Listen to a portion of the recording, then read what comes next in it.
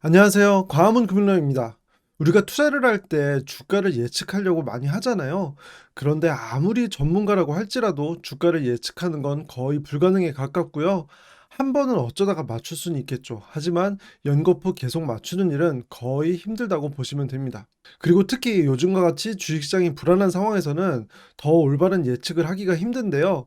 그 이유는 바로 사람들은 보통 리스크를 매우 두려워하기 때문에 이런 불안한 상황에서는 올바른 예측을 하기가 더 힘들어지는 거죠. 이걸 잘 알고 있기 때문에 저는 주가를 예측하기보단 대응하는 것이 중요하다고 생각하고요. 과거의 데이터를 통해서 아무리 안 좋은 상황에서도 현명하게 이 상황을 잘 이겨낼 수 있는 방법은 어떤 게 있는지 확인하는 것이 중요하다고 생각합니다. 최근에 정말 문제가 되고 있는 것이 물가인데요.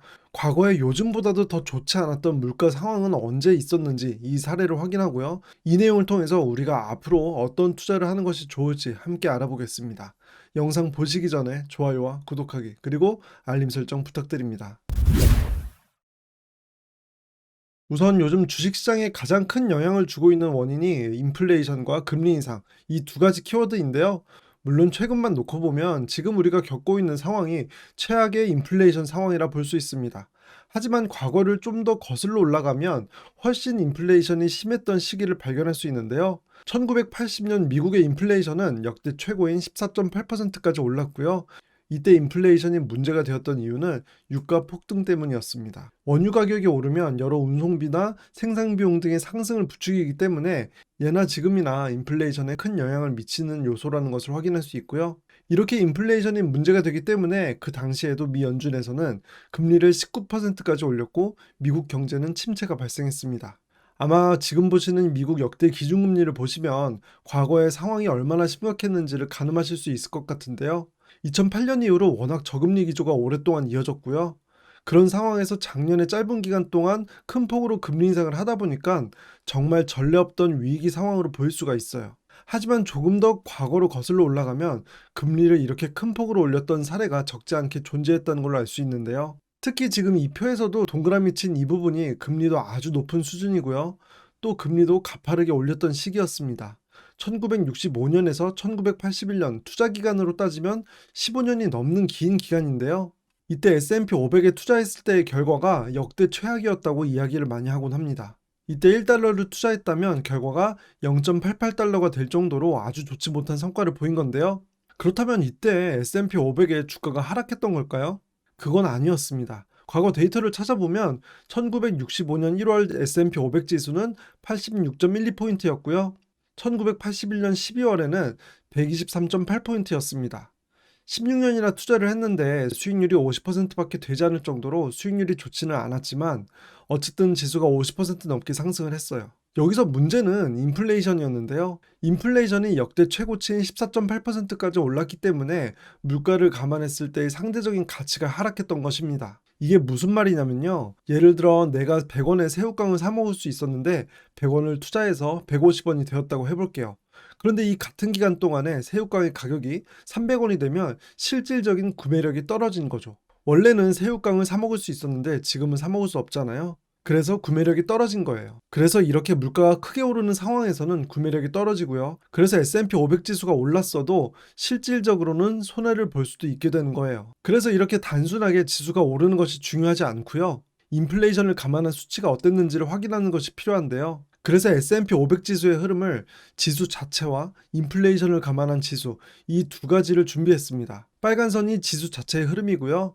파란 선은 인플레이션을 감안한 S&P 500 지수의 흐름인데요. 1966년 2월에 1달러를 투자한다고 가정했을 때 1982년 10월에 얼마가 되었는지를 확인하면 S&P 500 지수가 2.9배가 되면서 2.9달러가 되었습니다. 하지만 그 기간 동안의 인플레이션을 감안하면 실질적으로는 0.95달러가 되었는데요. 그만큼 S&P 500 지수가 오른 폭보다 물가가 더 큰 폭으로 상승하면서 상대적으로 구매력이 떨어졌습니다. 하지만 이 표에서는 맹점이 한 가지 있는데요. 이 표는 1966년 2월에 1달러어치 S&P 500 주식을 매수를 하고 기다린 결과라는 거예요. 우리가 보통은 이렇게 어느 시점에 딱 한 번만 투자를 하고 기다리는 투자를 하지는 않죠. 그리고 특히 S&P 500은 장기간 꾸준히 모아가시는 분들이 많으시잖아요.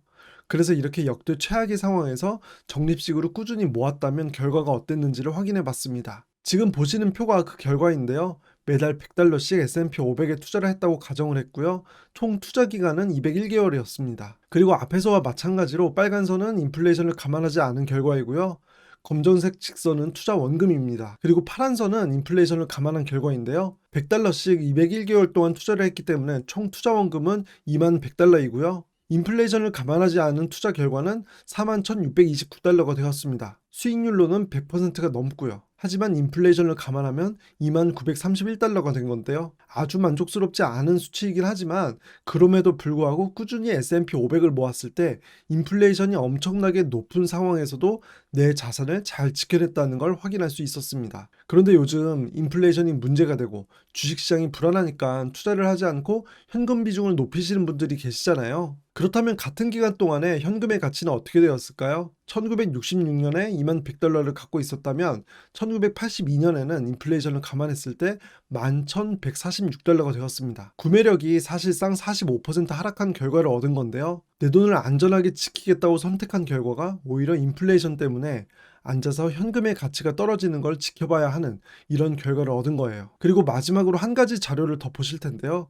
이렇게 높은 인플레이션을 견뎌낸 이후에 S&P 500 지수는 불과 5년 만에 지수가 딱 2배를 찍었습니다. 그만큼 어려운 시기를 잘 이겨내면 큰 수확을 맛볼 수 있다는 것을 의미하고요. 장기간 적립식으로 꾸준히 매수했던 만큼 5년 만에 2배가 되었으니 수익도 훨씬 커졌을 거예요. 그래서 S&P 500과 같은 좋은 주식을 투자를 할 때는 투자 기간이 길면 길수록 훨씬 유리해진다는 걸 알 수 있고요. 제가 오늘 설명드린 내용을 정리해 볼게요. 과거에 최근보다 훨씬 인플레이션과 금리가 문제가 되었던 적이 있었고요. 이때는 S&P 500에 장기 투자를 하더라도 인플레이션을 반영한 내 돈의 가치를 지키기 어렵기도 했습니다. 하지만 이렇게 시장이 불안할 때 적립식으로 투자를 하면 내 돈의 가치를 잘 지킬 수 있었고요. 이렇게 힘든 시기를 잘 이겨냈더니 단기간에 주가가 크게 오르는 성과를 얻을 수 있었어요. 반대로 현금을 보유하고 있었다면 인플레이션 때문에 구매력은 반토막이 났고요. 따라서 시장이 불안하다고 해서 언제까지나 현금을 보유하는 것보다는 불안한 만큼 여러 번에 걸쳐서 좋은 주식을 매수하는 것이 더 좋은 전략이라고 생각합니다. 그리고 이렇게 해야 결국 우리가 원하는 바를 성취할 수 있다고 생각하고요. 오늘 제가 준비한 영상은 여기까지이고요. 저는 제 영상이 행운을 가져다 드릴 수 있길 바랍니다. 영상 끝까지 시청해 주셔서 감사합니다.